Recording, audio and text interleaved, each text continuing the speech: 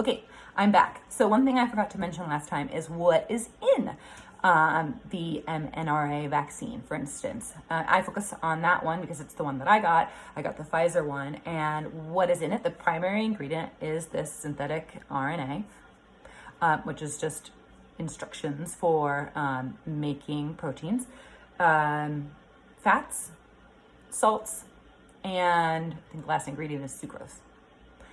That's it. There are no metals, there's no mercury, there's nothing else. That's all that's in it. So why is it safe and why was it developed so quickly? So one of the reasons I feel super confident about this vaccine is, as you said, Christy, unlike a typical vaccine where you actually are exposed to either a deteriorated live virus or a dead virus, is that we don't even have to put something foreign in that sense in our bodies to have our cells react to it. All you're doing is having your own body produce the spike protein, which then is destroyed and is out of your body forever. CEPID always recognizes that in the future. The reason that scientists were able to develop this so quickly, whereas other vaccines take years and years and years and years to develop, is for a couple of reasons. One, with a typical vaccine, you need the actual virus, right? And it takes a while to get the virus. It takes a while to get it and to be able to replicate it, right? Because you need to produce it, the actual virus in huge quantities so that you can either then kill it off and put it in vaccines or degrade it in whatever form.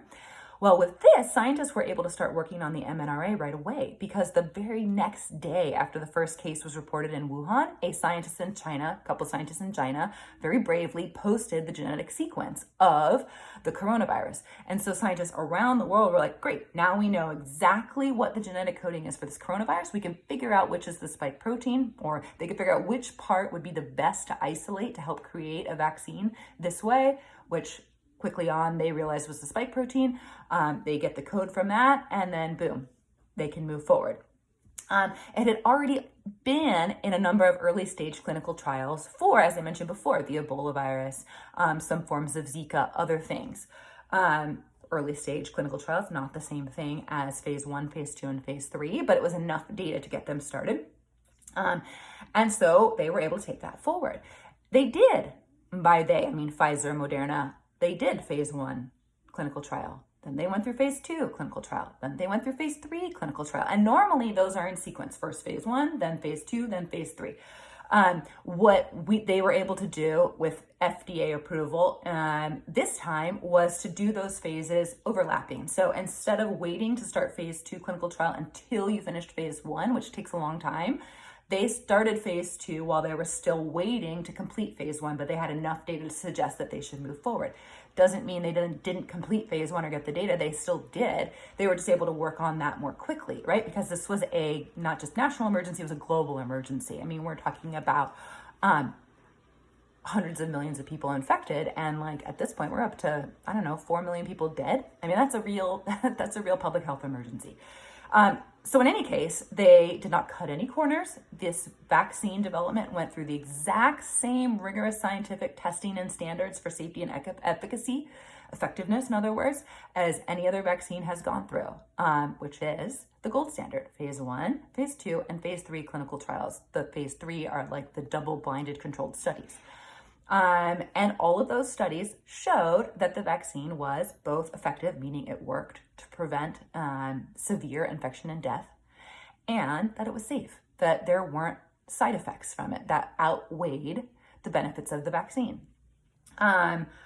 So that was a good thing. The third thing, and probably the most significant that I think people don't think about, and maybe this is my economics brain, that's what I've been teaching, that thinks about this, is the manufacturing process. It takes a long time to manufacture a vaccine. And to get just think of all the logistics of that. Not only do you have to, typically using the old method of actually using like a live virus, get the virus, figure out how to grow it in a lab, grow it in a safe way, develop it, but you have to rent the building. You have to hire the scientists. You have to buy your test tubes and equipment and all that kind of stuff. You have to get, you have to get all of that infrastructure in place. Then not only that, you have to figure out how you're going to deliver it. Do you need special refrigerators? How are you going to store it? Who's going to get it from here to the hospitals or to the Walgreens or wherever? All of that takes a tremendous amount of time. And It's highly unlikely that companies who are businesses out to make money, right, to make a profit, that's their job, are going to invest in all of that infrastructure if they don't even know the vaccine works, right? So typically the way it works is a company will wait until they know that the drug is for sure going to work and is going to be approved to invest in the actual infrastructure and manufacturing to get it out the door. But if we did that, we'd still be waiting for the vaccine. So the federal government at the time, and this was under the Trump administration, said, okay, we need to do this sooner, right? So we need to basically, the federal government needs to take on the risk of the manufacturing and basically tell Pfizer and Moderna, we guarantee to buy your drug. In other words, if here's $100 million or whatever it is, let's say, that we're buying X amount of doses, move forward. So they got the capital, the money they needed to start the process for setting up the infrastructure and the manufacturing before they even know if it worked.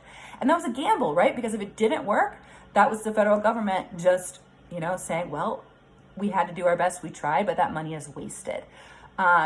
Fortunately, that didn't happen. And as a result, as soon as the safety data came out, right, instead of then turning to the manufacturing process, it was ready to go out the door with a couple of kinks, in terms of manufacturing, but it got there. That's why it happened so quickly. Okay, question about side effects. Specifically with the Pfizer and Moderna ones. So far, there haven't been any noted severe long-term, short-term side effects. Now, I said the difference between short-term and long-term.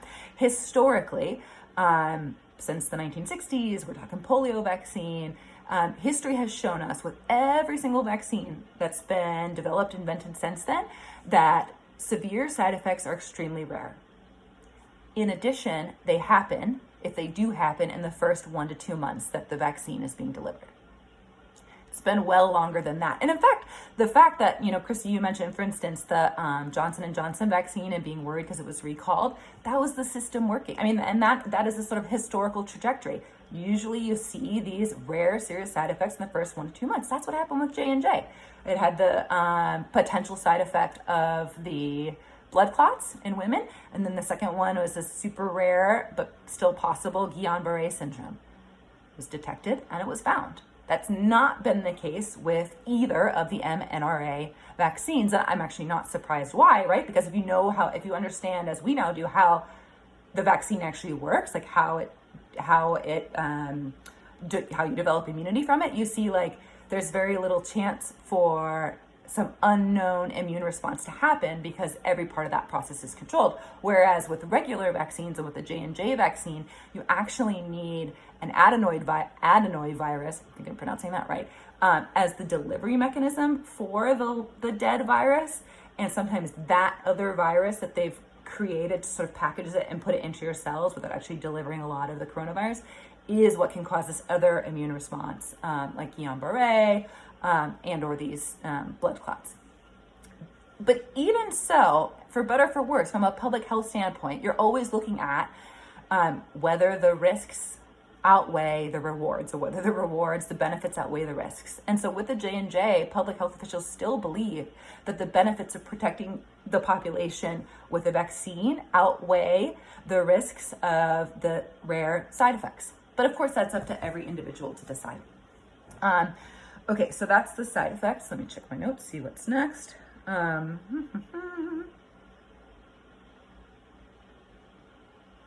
Okay, I'll send the third video with the last questions.